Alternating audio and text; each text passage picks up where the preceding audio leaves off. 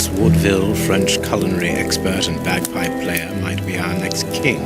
That's not so shocking, my dear fellow. You know exactly to which article I'm referring, Holmes. How can Farley dare to tarnish your reputation like that? You know, Watson, that wherever glory walks, jealousy is bound to follow. As for the forgery of the necklace, I suspect that we shall soon be enlightened in this regard. Come in, Inspector Baines. The door's open. Ah, Mr. Holmes. How did you know I was here? You are one of our rare visitors who avoids the second-to-last step of the stairs, which creaks dreadfully. And if I add the clinking of the handcuffs at your belt, to what do we owe the pleasure of your visit, Inspector? Have you read that, Bragg?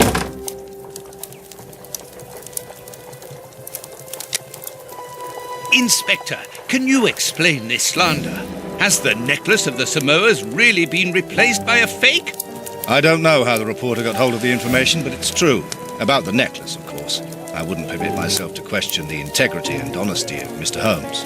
The necklace is a forgery? Impossible! I saw the Marquis authenticated before my very eyes, before Holmes returned it to its place. Mr. Holmes, the Marquis believes Osmond Farley's theory. I shouldn't be surprised if the reporter isn't behind all this slander about you. He's a freelancer, well known for his explosive and subjective articles. In any case, the Marquis assures us that you were the last person to have the necklace in your hands. Let's return to the Marquis's house, Holmes. I'm sure that we'll have no trouble in taking apart this theory. It is unnecessary. Such allegations collapse on their own, like one of Mrs. Hudson's soufflés. Let us leave the police to solve this problem and turn our attention to the matters in hand. Perhaps you are right, Holmes. Inspector, I assume that you have the fake necklace with you. It's why you're here. Your superiors would like me to examine it. Indeed. They would like you to confirm or deny putting this fake in the box. Can't that wait? I must go to the house of Lord Peregrine Maitland, the Bishop of Knightsbridge. And the Marchioness? She is beside herself. Without the necklace, her marriage is compromised. It is the principal item of the young woman's dowry. What a lovely marriage. Holmes, forgive me for insisting, but don't you want to examine the fake jewellery? Watson, I have an appointment, and it's out of the question that I arrive late. It will only take you a couple of minutes. You really must quell the suspicions put forward in this appalling article. If you will allow me, Inspector? Be my guest. Very well.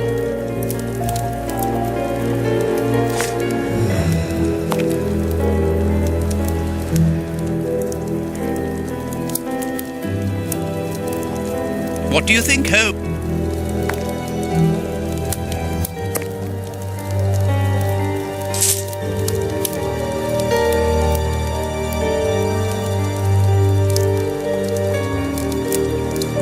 This pearl is a different color. This pearl is too small. It is not in its place here. These three pearls are of poor quality. Too many defects. This necklace is a fake. This is nothing but a vulgar copy, and at a glance it would appear that the forger has intended for it to be seen as such. How could we have been fooled by such a blatant imitation? I don't understand. Yes, how is it possible? Holmes, do you have a theory about this? I have absolutely no idea. You insisted that I examine the necklace, and I have done so. Now it is important that I keep my appointment. I'm sure, Inspector, that you will throw some light on this affair. Holmes. You may accompany me, Watson, if you care to do so. Goodbye, gentlemen. I'll keep you informed as to my inquiries. Goodbye, Inspector. You mentioned a bishop, didn't you? Are we going to his home? Yes, the Bishop of Knightsbridge. I put his address on our map of London on my desk. Would you get it for me, please? All right, Holmes.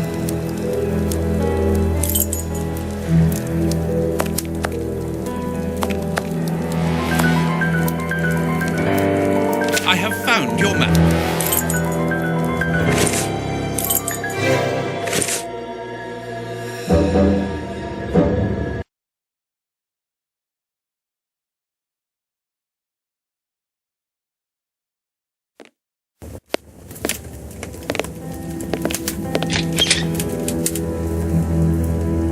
The police? Already? How did you know? May we see the Bishop of Knightsbridge? Yes. Yes, of course. But come in.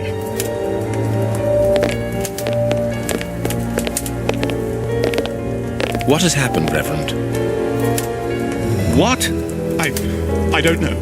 It was last night, I think. I only just arrived, and I have made this macabre discovery. My God. How horrible. I haven't called anyone. How did you know that? Holmes, look! The Bishop, appallingly mutilated. How dreadful. Mutilated. And killed. He was such a good man. How could anyone be so brutal? Look at him. He is barely recognizable now. How could any of God's children be responsible for that? They were evidently unworthy children, Reverend. Now do please try to calm yourself and focus, because we will need your assistance. Do you have any idea as to the motive behind this? I haven't had time to do an inventory, but nothing appears to have been stolen. And anyway, His Excellency didn't own anything of great value. I don't know what else I can tell you. Note this down, please, Doctor. Doctor? But you aren't the police? No, Reverend. I am Sherlock Holmes, and this is Dr. Watson. We are here at the request of the Bishop. In that case, I must ask you to leave, and not to touch anything. I must get in touch with the authorities without further delay. Reverend, when the inspectors of Scotland Yard find themselves at a dead end, which they quite often do, I assure you, then they turn to me for help. If you will allow us to continue our investigation, then you shall have the answers to all of your questions. Out of the question! I don't even know you! I'm going to call the police, whether you like it or not.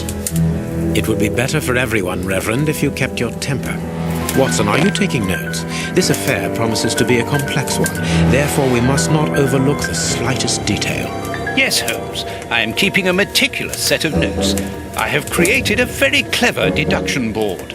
One thing we can be sure of at the moment is that this crime was not for gain. The Reverend has informed us that nothing valuable was stolen, and indeed, it would seem that the Bishop had nothing of any worth to take. Very good, Watson. Do continue.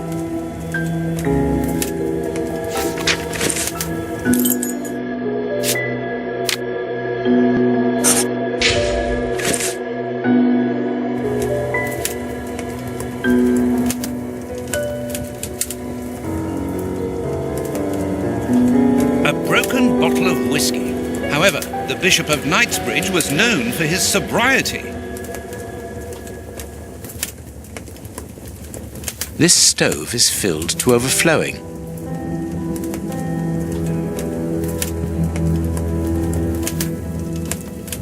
A broken phial and blood near the neck.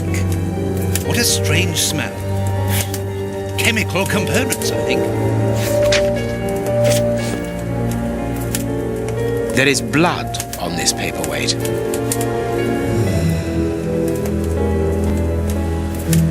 A bottle of whiskey. I can make out fingerprints stained with blood and dirt. It would seem that the brutes who tortured the Bishop to death were intoxicated with alcohol.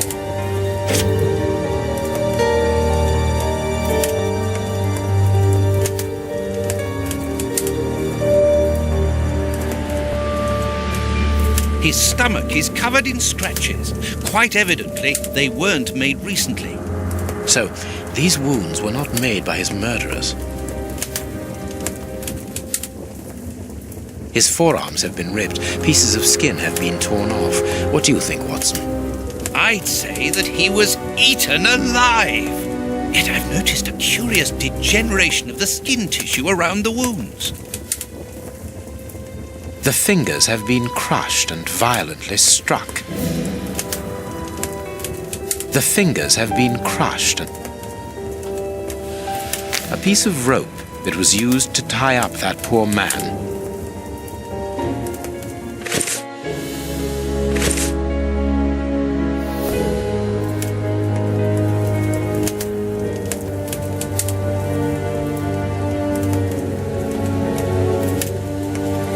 Finger. Apparently it doesn't belong to the Bishop of Knightsbridge. How dreadful. His feet have been burned. My first impression is that he wears a size 9 shoe. You! But what does it matter, Holmes? This poor man was tied just below the knees. To stop him from walking, certainly, but mostly to free his feet. These burns are terrible. My God, Holmes, this man was horribly tortured.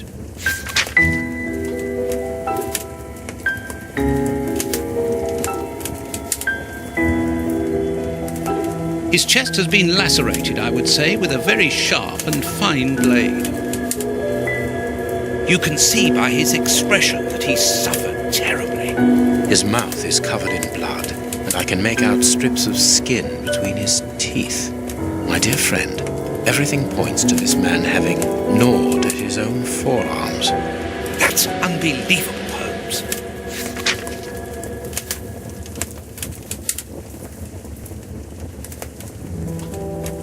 Something is missing here. Oh, yes? And what might that be? His shoes. Watson, his shoes are missing.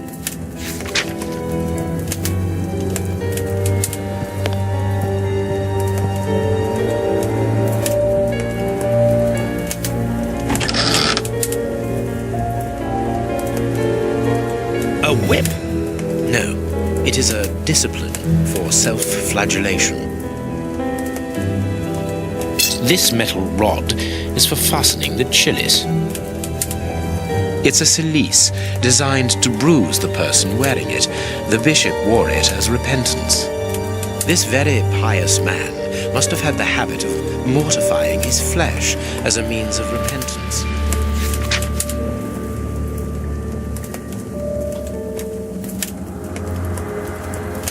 The picture of Peregrine Maitland, commander of the infantry brigade of Her Majesty's Guards at Waterloo. The Bishop of Knightsbridge has the same name as his ancestor, an illustrious family.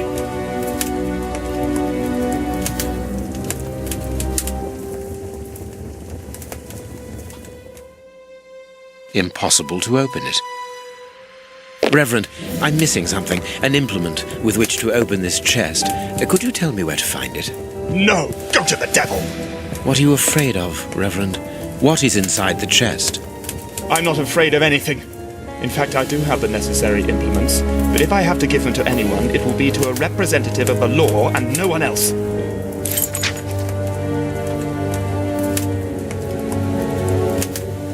Watch where you're putting your feet, Watson. Have you noticed these prints upon the ground? Well, yes, those muddy marks. See here, Watson. Footprints can often provide more vital information than the very best of informants. Yes, if you know how to make them talk, that is. It's child's play, Watson.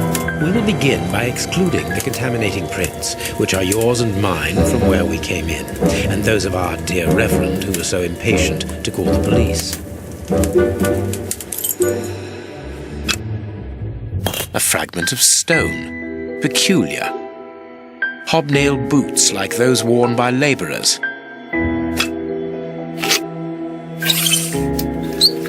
Size 9. Nothing of interest here. Size 9. This print came from an expensive pair of shoes, and it seems recent. It is not a labourer's shoe.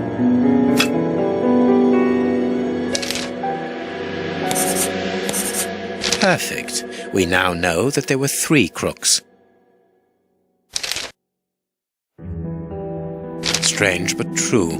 One of the crooks was wearing a different pair of shoes when he left here. Therefore, we have 3 men who came in and left again, but one of them was wearing a different pair of shoes from the ones which he came in with. So, all we have to do is look for a workman who likes Italian shoes.